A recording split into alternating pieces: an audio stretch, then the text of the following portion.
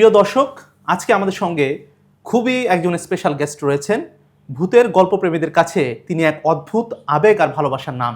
তার জাদুকরী কণ্ঠের মাধ্যমে তিনি খুব অল্প সময়ের মধ্যেই মানুষকে ভয় আর রহস্যে আবিষ্ট করে ফেলতে পারতেন। তিনি আর কেউ নন, one and only RJ Russell. কেমন আছেন ভাইয়া? জি, আমি ভালো আছি। আপনাকে পেয়ে আমি এবং আমরা পেয়েছি স্টার নিউজ, খুবই ভালো লাগছে। আপনার সঙ্গে অনেকদিন পরে আসলে আপনাকে পেলাম। মানে কেমন আছেন, কি করছেন, সবাই ব্যাপক আগ্রহ এই বিষয়টা আচ্ছা, নিয়ে। না আমারও খুব ভালো লাগছে আপনাদের সাথে কথা বলতে পেরে এবং আপনার সাথে আমার যত চিন্তা সেগুলো শেয়ার করতে পেরে। আমরা আসলে যেটা করছিলাম সেটা হচ্ছে যে আসলে আমরা কখনো ওভাবে শুরুটা খুব পরিকল্পনা মাফিক ছিল না আসলে। 2020 সালে যখন আমরা ভূত.com শুরু করলাম তখন আমাদের পুরো ব্যাপারটাই ছিল স্বাধীন মিউজিক অ্যাপ কেন্দ্রিক। আমরা ধীরে ধীরে আমাদের ইউটিউব চ্যানেলটাকে তখন আমরা মাঝে মাঝে ইউটিউব চ্যানেলে কন্টেন্ট দিতাম, কখনো দিতাম না এরকম।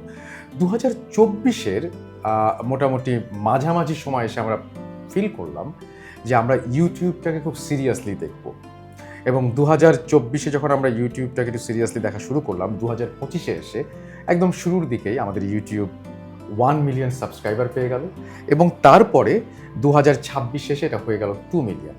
তখন আমরা মনে করলাম যে আমরা আসলে অন্য প্ল্যাটফর্মের জন্য তো কাজ করছি, কিন্তু একটা ফোরাম বা একটা জায়গা মানুষকে তৈরি করে দেয়া। শুধুমাত্র আপনার জানার জন্য বলে রাখি যে আমাদের ইউটিউব চ্যানেলে প্রতিদিন মানুষ 2 লাখ ঘন্টা স্ট্রিম করে। সাধারণত যে কোনো ইউটিউবের কন্টেন্ট মানুষজন মানে যেটা অ্যাভারেজে মানুষ শোনেন সেটা হচ্ছে আপনার 7 থেকে 8 মিনিট। আমাদের 30 মিনিটের বেশি সময় আমাদেরকে দেন।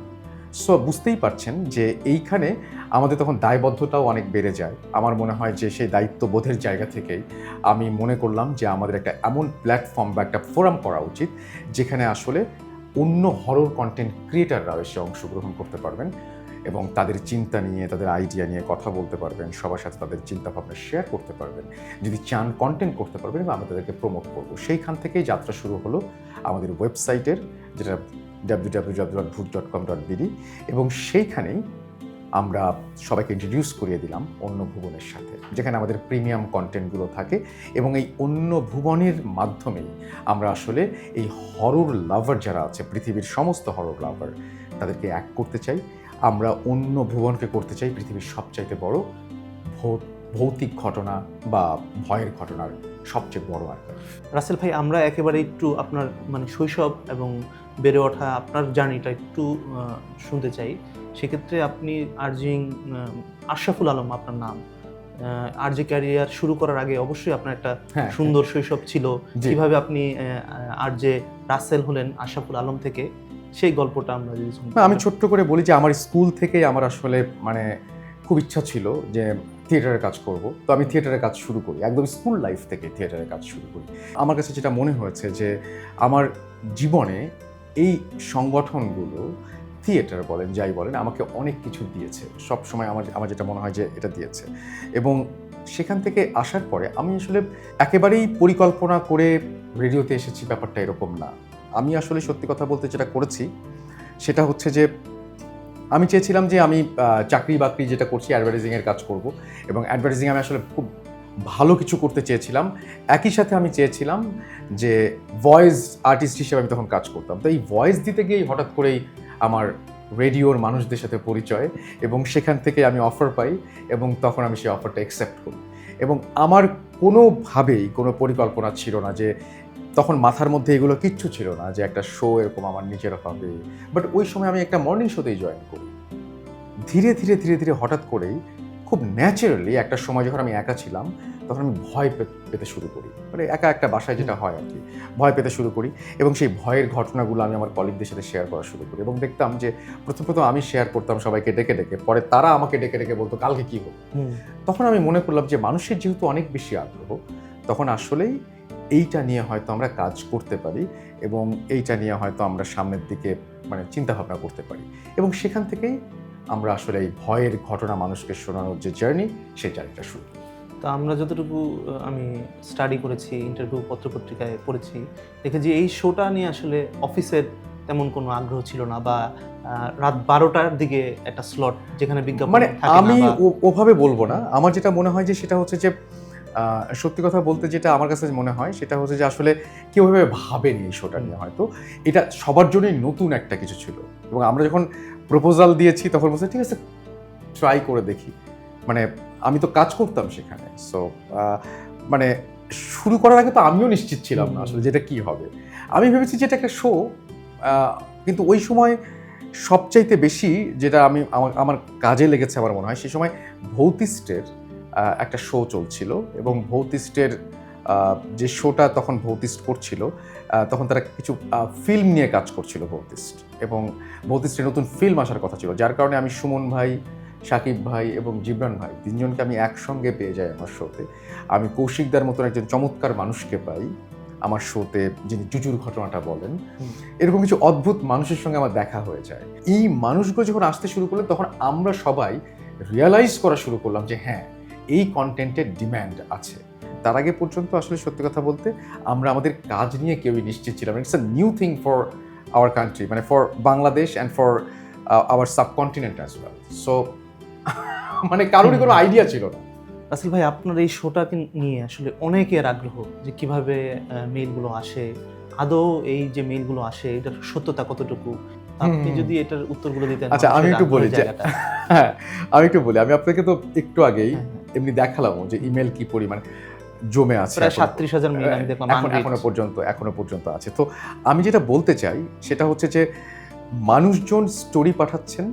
আমি এই শোটা যখন শুরু করি তখন থেকেই যারা আমাদের সাথে স্টোরি শেয়ার করেন তাদেরকে আমি 3 ভাবে, যারা স্টুডিওতে আসতেন, আমি শুরু কথা বলছি একদম, যে প্রথমে আমি ইমেল পড়তাম, ইমেল পড়ে দেখতাম যে এই স্টোরিটা প্রচার করার মতন।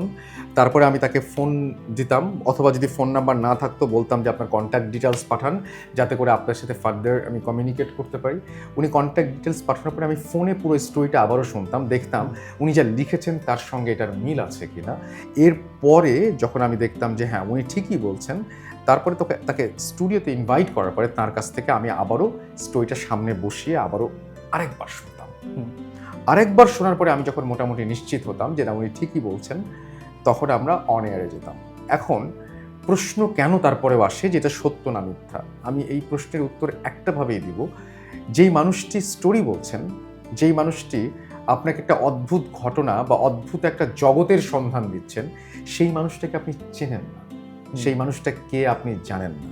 সেই মানুষটা কি ভালো মানুষ নাকি খারাপ মানুষ, সে কি সৎ নাকি অসৎ, you don't know. It is just a name for you, right? একটা মানুষ যে আপনাকে স্টোরি বলতে আসছেন, আপনি শুধু নামটা জানেন, দেখতেও পাচ্ছেন না, তাকে বিশ্বাস করাটা খুব কঠিন। মানে আপনার এই সেম ঘটনাই যদি আপনার বাবার কাছ থেকে আপনি শুনতেন, আপনার মার কাছ থেকে শুনতেন, বা দাদা দাদি যার কাছ থেকে শুনতেন, আপনার কিন্তু বিশ্বাস করতে ইচ্ছা হতো বা বিশ্বাস করতেন আপনি, কারণ আপনি জানেন যে এই মানুষগুলো আপনাকে মিথ্যা বলতে পারে না। কিন্তু যে সুতরাং ব্যাপারটা তাহলে কি, দোষটা কার? দোষটা কিন্তু অডিয়েন্সের না, অডিয়েন্স তো অনেকে চেনেনি না। সুতরাং তাদের এই ব্যাপারটা নিয়ে প্রশ্ন করা লেজিট কোয়েশ্চেন কিন্তু এটা। একইভাবে আমাদেরও ধরিয়ে দেওয়া, যেভাবে ধরিয়ে দিচ্ছি আর কি, যে না ভাই, যিনি আমাকে ঘটনা পাঠাচ্ছেন আমি যথেষ্ট সচেতন হয়েই, আর এখন যেটা হয়েছে এত বছর শো করার পরে, এখন স্টোরি দেখলে বোঝা যায় যে কে ঠিক বলছেন কে ভুল ঠিক বলছেন না। সো এই আস্থাটা হয়তো আমাদের উপরে রাখা যেতে পারে। অনেক স্টোরি আপনি ডেলিভারি করেছেন, মানুষজন পছন্দ করেছে, কিন্তু কোন স্টোরিটা পার্সোনালি আপনাকে খুবই আগ্রহী করে তুলেছে বা আপনাকে খুবই টাচ করেছে? আমার সবচেয়ে বেশি আমাকে টাচ করে যে ব্যাপারটা, এই যে আপনি বললেন একটু আগে, এটা এবার একটু রিলেটেড। হ্যাঁ, সেটা হচ্ছে যে আমি এই স্টোরিটা রিসেন্টলি কোনো জায়গায় বলিনি, আমি আপনাদের বলছি। একজন ডক্টর, তিনি হচ্ছে একটা মানে হসপিটালে তিনি হচ্ছে মানে কাজ করেন। তো মাঝখানে কোনো একটা অন্য একটা মফস্বলের হসপিটালে কোনো একজন ডক্টর ছুটিতে যাবেন। তো বলছেন যে তুমি এখানে কাজ করবা কিনা, 6 দিন 7 দিন, এবং অনেক ভালো একটা স্যালারি তুমি পাবা, যেহেতু তুমি এরকম একটা সময় যখন আমাদের ডাক্তার দরকার সেই সময় তুমি কাজ করতে আসছো, ডেফিনেটলি উইল গেট সামথিং, মানে মোর দ্যান সাম মানে আদার পিপুল গেট। সো এইটা বলার পরে উনি রাজি হন। উনি বলছেন ঠিক আছে, আমি যাবো, আমি যে দেখবো যে এটা আসলে ওখানে কাজ করতে আমি রাজি আছি। উনি আগ্রহী হয়ে যান। যাওয়ার পরে উনি যখন এই হসপিটালে কাজ করছেন, এরকম একটা মুহূর্তে হঠাৎ করে একদিন নাইট ডিউটি আছে, নাইট ডিউটিতে উনি কাজটা শেষ করে মানে কাজ করার ফাঁকে আর কি মাঝে মাঝে কাজ করছেন, এবং যখন দেখছেন সব কিছু ঠিক আছে উনি আবার যে ওনার যে রুম আছে সেই রুমে যেয়ে একটু রেস্ট নিচ্ছেন, মানে রেস্ট নিচ্ছেন মানে ঘুমাচ্ছেন না, চুপচাপ বসে আছেন বা ওয়েট করছেন যে কেউ মানে আবার যদি ডাকে বা কল বা তাকে যদি দরকার হয় তিনি আবার যাবেন। এই জন্য এরকম সময় হঠাৎ করে দেখছেন যে এই হসপিটালে হঠাৎ করেই বাইরে ঝনঝন ঝনঝন করে শব্দ হচ্ছে, কলাপসিবল গেটে ঝনঝন ঝনঝন করে শব্দ হচ্ছে। খুবই ছোট হসপিটাল, খুবই ছোট। তো উনি নার্সকে ডাকতে যাচ্ছেন, কোনো নার্সকে পাচ্ছেন না। উনি সিকিউরিটি গার্ডকে ডাকতে যাচ্ছেন, কোনো সিকিউরিটি গার্ড পাচ্ছেন না। তো উনি লাস্টে বিরক্তই হয়েছে, কিন্তু অনেকক্ষণ ধরে জোরে জোরে শব্দ হচ্ছে। তো উনি শেষ পর্যন্ত নিজেই উঠে যান, নিজে উঠে গিয়ে কলাপসিবল গেটটা কাছে গিয়ে জিজ্ঞেস করেন কি হয়েছে। হঠাৎ করে দেখেন একটা মহিলা দাঁড়িয়ে আছে এবং মহিলার কোলে একটা বাচ্চা, এবং সে বলে যে আমার বাচ্চাটাকে একটু প্লিজ বাঁচান, আমার বাচ্চাটা মারা যাবে। এরপর যখন বাচ্চাটার মুখের দিকে তাকায় তখন দেখা যায় বাচ্চাটার আসলেই মানে অবস্থা সুবিধার তার কাছে মনে হয়, তাড়াতাড়ি নিয়ে আসেন। উনি খুলে দেন, খুলে দিয়ে ইমার্জেন্সিতে নিয়ে যান। ইমার্জেন্সিতে নিয়ে গিয়ে ওইখানে বাচ্চাটাকে ট্রিটমেন্ট করবেন বলে উনি হচ্ছে জাস্ট মানে উনি ইয়ে করেন কি বলে জাস্ট ওই বাচ্চাটাকে শোয়ানোর পরে উনি বাচ্চাটার কি হয়েছিল জানতে চেয়ে তার পাশে তাকিয়ে দেখেন যে মা নাই। উনি বাচ্চাটার মাটা নাই দেখে উনি খুব অবাক হয়ে যান, চারপাশে খোঁজেন মা নাই মা নাই। উনি মাকে খুঁজতে হসপিটালের ভেতরে চলে আসেন, এসে খুঁজছেন যে কোথায় গেল বাচ্চার মা, খুঁজে পাচ্ছেন না। কোথাও, হ্যাঁ খুঁজে পাচ্ছে না। হঠাৎ করে দেখা হয় একটা সিকিউরিটি গার্ডের সাথে। সিকিউরিটি গার্ডকে বলে যে এখান থেকে মহিলা যেতে দেখছো, তোমাদের সবাইকে খুঁজছিলাম, তোমরা কোথায় ছিলা, এতক্ষণ ধরে তোমাদের খুঁজতেছি, তোমাদের কোনো খবর নাই। কোনো মহিলা তো দেখি নাই। আরে এইখান থেকে বের হয়ে গেট যদি তালা দেওয়া থাকে তাহলে যাবে কোথায়, হসপিটাল ছোট্ট একটা হসপিটাল, এখান থেকে যাবে কোথায়, খোঁজো খোঁজো তাড়াতাড়ি খোঁজো। বলে কি স্যার কেউ আসেই নাই তো, মানে আপনি মানে যাবে কোথায়। তো বলছে আমি নিজে গেট খুলে ঢুকেছি। বলছে কি বলেন স্যার, আমি তো গেটের সামনে দাঁড়িয়ে আছি, আপনি তো গেটের সামনে যান নাই, কেউ ঢোকেই নাই। তাহলে ওই বাচ্চা, তখন বলছে যে বাচ্চা কোথায়, বলছে যে আপনি বাচ্চা তুমি আসো আমার সঙ্গে। ইমার্জেন্সিতে নিয়ে গেছে, ইমার্জেন্সিতে নিয়ে যেয়ে বসে যে দেখো বাচ্চা। দেখাতে গেছে, দেখছি শুধুমাত্র একটা টাওয়েল পরে আছে এবং বাচ্চাটা নেই। ও মাই গড। হ্যাঁ, তো বাচ্চাটা সেখানে নাই। তো এই স্টোরিটা আমাকে একজন ডক্টর বলেছিলেন, এবং তিনি নিজেই এই ডিউটি করেছেন কিনা আমি জানি না, তিনি আমাকে সেই সম্পর্কে কিছু বলেননি, বা বলে থাকলে আমার এখন মনে নাই। মানে তিনি হয়তো করেনি, তার কোনো বন্ধু বান্ধব করতে পারেন বা পরিচিত কেউ করতে পারেন, বা এটা পুরোপুরি তার শোনা একটা ঘটনা হতে পারে। কিন্তু আজকেও আমার এই স্টোরিটা না মাঝে মাঝে মনে হয় এবং খুব অদ্ভুত একটা ফিলিং আমার ভেতরে কাজ করে। তো এই যে জিন বা ভূত, এটাকে আপনি বিশ্বাস করেন কিনা? মানে জিন তো আমাদের মানে ধর্ম যারা বিশ্বাস করি তাদের তো আসলে নির্দেশে এরকম যে জিন বিশ্বাস করতে হবে, সুতরাং জিন বিশ্বাস আমি সবাই করি। এখন যদি বলেন যে বিশ্বাস করি, আমি যে বিশ্বাস করি না এটা আমি ভাবি কিনা, আমি বলবো যে আমি ভাবি না। আপনি পার্সোনালি ভয় পান কিনা রাতের বেলা? আপনার এরকম অবশ্যই মানে আপনার সাথে এরকম কোনো ঘটনা ঘটেছে? আমার সাথে তো অবশ্যই এরকম ঘটনা ঘটেছে বলেই বলা যায়, মানে আমার সাথে এরকম ঘটনা ঘটেছে বলেই কিন্তু হচ্ছে একটা শো এর জন্ম হয়েছে। মানে আমার সাথে যদি এরকম ধরনের ঘটনা না ঘটতো তাহলে তো আমি আসলে এরকম ধরনের কোনো শো এর পরিকল্পনাই কোনোদিন করতাম না। ওই যে বললাম যে ঘটেছে বলেই আমি আমার কলিগদের সাথে শেয়ার করেছি, আর আমার কলিগদের সাথে শেয়ার করেছি বলেই একটা সময় আমি ভেবেছি এরকম একটা শো হতে পারে। সো যে জিনিসটা হয়েছিল আমার ওখানে সেটা হচ্ছে, আমি তো আসলে বললাম যে বাসায় একা থাকতাম, এবং তখন আমি সবসময় ফিল করতাম যে আমার বন্ধ দরজার ওপাশে কেউ আছে। হ্যাঁ, মানে বন্ধ দরজার ওপাশে কেউ একজন বসে আছে, যার হচ্ছে কালো শাড়ি, লাল পাড়, কপালে টি, এরকম টাইপের কেউ একজন বসে আছে, বয়স্ক মহিলা। আমি যদি রুম থেকে বের হই তাহলে সে আমাকে দেখে ফেলবে, বা আমি তার মুখোমুখি হব, এরকম একটা ব্যাপার যেরকম হয়েছে। আমি একদিন অফিস থেকে বাসায় ফিরছিলাম, তখন হঠাৎ করেই আমি টের পেলাম যে আমার বাসার ভেতরে ডাইনিং টেবিলে মানুষের টুংটাং সব জিনিসপত্র নাড়ার শব্দ, পানি খাওয়ার শব্দ, যেন একটা উৎসব চলছে, যেন মনে হচ্ছে যে এই বাসাতে কারো দাওয়াত, সবাই খাওয়া দাওয়া করতে এসছেন এবং খুব হাসি ঠাট্টা চলছে। এবং তখন ইলেকট্রিসিটি ছিল না। আমি অনেক সময় দেখবেন কিন্তু যে পাশের ফ্ল্যাটের কথাবার্তা যেমন এখন আসছে, পাশের ফ্ল্যাটের কথাবার্তা এই ফ্ল্যাটে চলে আসে। আমিও ভেবেছিলাম সেরকম কিছু, আমি পাশের ফ্ল্যাটে কান রাখি, এবং পাশের ফ্ল্যাটে কান রেখে দেখি যে আসলেই ওইখানে আসলে তেমন কোনো শব্দ হচ্ছে না, শব্দটা আসলে আমার বাসা থেকে আসছে। আমি আস্তে করে আমার বাসার নিচে নেমে যাই, এবং যতক্ষণ পর্যন্ত ইলেকট্রিসিটি না আসে ততক্ষণ পর্যন্ত আমি একটা দোকানে অপেক্ষা করি। ইলেকট্রিসিটি আসার পরে আমি বাসায় ফিরে আসি।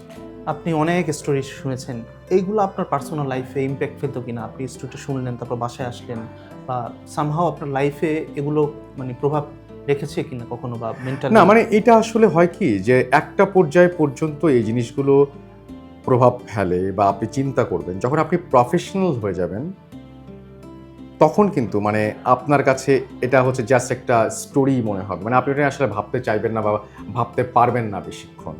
হ্যাঁ, তো আমার ক্ষেত্রেও এখন এটাও হয়েছে, আমি যখন স্টোরি শুনি বা কোনো কিছু নিয়ে যখন আমি একটা স্টোরি শুনি, তখন আমি তার সেই স্টোরিটা নিয়ে ভাবার চাইতে আমি ভাবি যে এই স্টোরিটা কতজন মানুষ পছন্দ করবেন, কতজন মানুষ এটাকে, মানে এই স্টোরির মধ্যে এমন কি কি ব্যাপার আছে যেগুলো আসলে মানুষ শুনতে চান, এই সমস্ত জিনিসগুলো আমার বেশি চোখে পড়ে। মানে আমি এখন জিনিসটাকে একটু অন্যভাবে দেখি। মানে আমাদের কাছে একটা কাটা দাগ বা একটা ক্ষত দেখা আর ডাক্তারের কাছে ক্ষত দেখা তো অন্যরকম, মানে ব্যাপারটা না অনেকটা ওই রকম হয়ে গেছে। প্রফেশনালি আপনি এগুলো ডিল হ্যাঁ, করছেন। হ্যাঁ।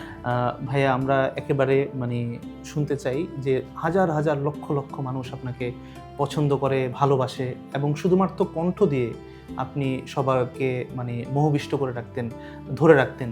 অনেক লম্বা টাইম ধরে শোনা যেত আসলে আপনার এই শোটা। তো রাত হলেই আসলে এখনও মানুষ আসলে আপনার এই এফএম শুনে ঘুমায়, তাদের জন্য একটা মেডিসিনের মতো। এই জিনিসটা আপনার কাছে কেমন লাগে? আর দ্বিতীয় কোশ্চেনটা হচ্ছে আমার, যে আসলে আপনাদের এই ফ্যান যারা রয়েছে এদের মধ্যে আপনি কোন ফ্যানকে আপনি এগিয়ে রাখবেন, বা কোন ফ্যান আপনার স্মৃতিতে এখনো আছে? পাগলামির তো অবশ্যই ফ্যানদের অনেক হয়েছে আপনার লাইফে। আমরা কিন্তু ছোটবেলা থেকে আসলে গল্প শুনতে শুনতে ঘুমিয়ে যেতেই অভ্যস্ত। আমাদের মা অথবা নানি অথবা দাদি তারা আমাদের গল্প শোনাতে শোনাতেই ঘুম পাড়ান। সেটা হয়তো আমরা ব্যস্ততার কারণে যখন বড় হয়ে উঠি তখন আর সেভাবে আর মায়ের কাছে থাকা হয় না বা মায়ের কাছে যাওয়া হয় না। দাদিরা হয়তো তার আগেই পৃথিবী থেকে অনেকে বিদায় নেন, থাকলেও হয়তো তাদের সাথেও যোগাযোগটা কমে যায়। সো ওই সুযোগটা আর হয়ে ওঠে না। কিন্তু আমার কাছে মনে হয় নিজের অজান্তেই না গল্প শুনতে শুনতে ঘুমিয়ে পড়ার ওই তৃষ্ণাটা প্রত্যেকটা মানুষের মধ্যে থেকে যায়।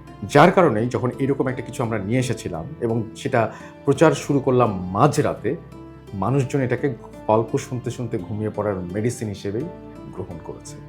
আর সেকেন্ড যেটা আপনাকে আমার লাইফের সবচেয়ে বড় সত্যটা বলি, সেটা হচ্ছে প্রত্যেকটা মানুষের জীবনেই ফ্যান থাকে, ফলোয়ার থাকে। আমি মনে করি যে আমার শো শোনেন, যারা আমার শো শোনেন, আমি তাদের ফ্যান, মানে আমি নিজেকে ফ্যান মনে করি। কেন জানেন? কারণ ওই মানুষটা ছাড়া আমার আসলে কোনো অস্তিত্বই নেই। কারণ উনি আমাকে বাঁচিয়ে রাখছেন, যিনি আমার শো শোনেন। উনি শো শোনেন বলেই আমি শো করি। উনি যদি শো না শুনতেন তাহলে তো আমার শো করার কোনো কারণ নেই। তার মানে আমি বলতে চাই যে আমার লাইফে, বিশ্বাস করেন আমি খুব মন থেকে বললাম, আমার কাছে মনে হয়েছে যে আমার আসলে যা প্রাপ্তি ছিল তার চাইতে আমি বেশি পেয়েছি শুধুমাত্র এই মানুষগুলোর কারণে। এবং আমার কাছে তারা হচ্ছে অনেক বড় একটা জায়গা নিয়ে আছেন এবং তাদের সাথে আমার যোগাযোগটা সবচেয়ে বেশি। তো আমার কাছে মনে হয় যে ফ্যান এই কনসেপ্টটাই উল্টা হওয়া উচিত আমার কাছে মনে হয়। আপনি তাদের ফ্যান। এক্স্যাক্টলি, কারণ উনি ছাড়া তো আমার অস্তিত্বই নাই, তাহলে আমি কার ফ্যান হব বলেন? যিনি আমাকে অস্তিত্ব দিচ্ছেন, মানে শিল্পীর অস্তিত্ব দিচ্ছেন বা শিল্পের মানে স্বীকৃতি দিচ্ছেন, আমার তো তার ফ্যান হওয়া উচিত। সামনে একটা হরর জনার ফিল্ম আসতেছে, রাহান রাফি ডিরেকশন দিচ্ছেন।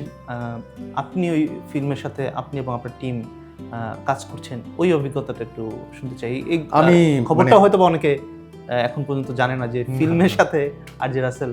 হ্যাঁ, মানে আমি সম্পৃক্ত কিভাবে সেটা একটু বলি। শাকিব ভাই হচ্ছে আমার খুব কাছের একজন মানুষ। আমি যখন কি করব ভাবছিলাম তখন শাকিব ভাই আমাকে তার স্টুডিওতে নিয়ে গিয়েছিলেন। নিয়ে যাওয়ার পথে, তুমি হচ্ছে আসলে চাকরি বাকরি কিছুই করবে না, তোমার চাকরি বাকরি করারও দরকার নেই। এই যে দেখছো ইউটিউবের আমার স্টুডিও, তোমার এটাই করা উচিত, তুমি এটা করো। 2020-এর কথা বলছি, তুমি আর কোনো চাকরি বাকরি করো, তুমি এটাই করো।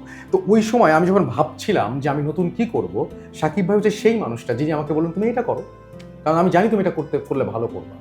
তো সেই শাকিব ভাই যখন ফিল্ম নিয়ে আসলেন, তখন শাকিব ভাইকে মানে আমাকে বলতে হয়নি, আমি শাকিব ভাইকে বলছি, শাকিব ভাই, I want to get associated with this film.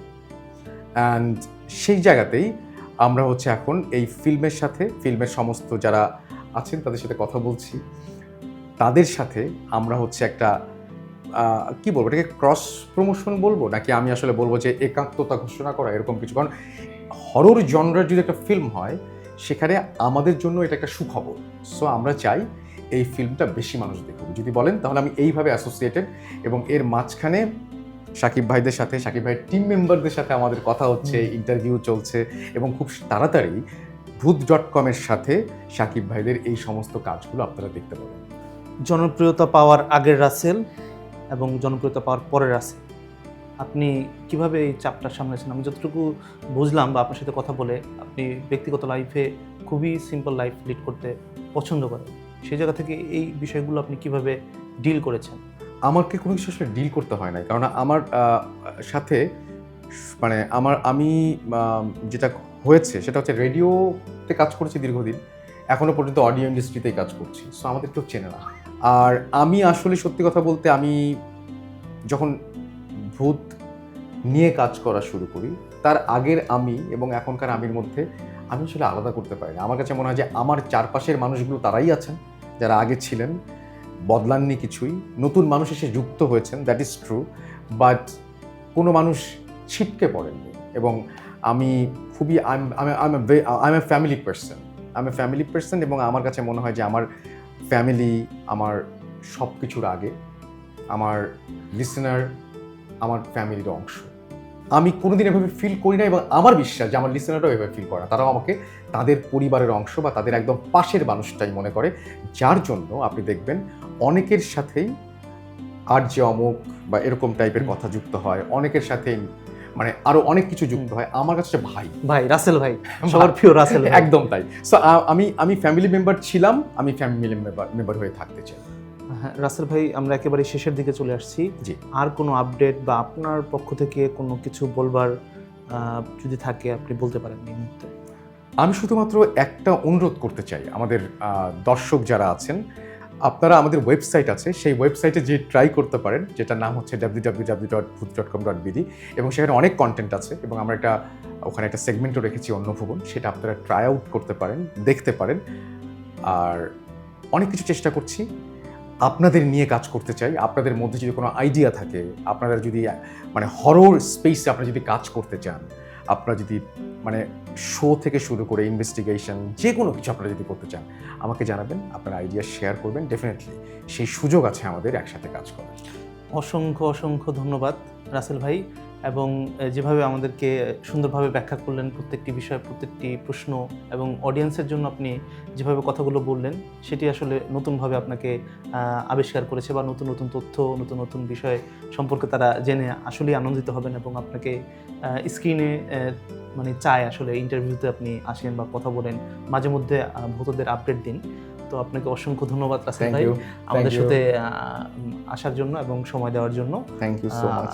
ধন্যবাদ। আমরা আবারও কোনো সময় নতুন কোনো টপিক নিয়ে আপনার সামনে হাজির হব। আপনার অন্য ভুবনের জন্য অনেক শুভকামনা। অন্য ভুবন অনেক দূরে এগিয়ে যাক, আপনার জন্য আসলে অনেক শুভকামনা রইল।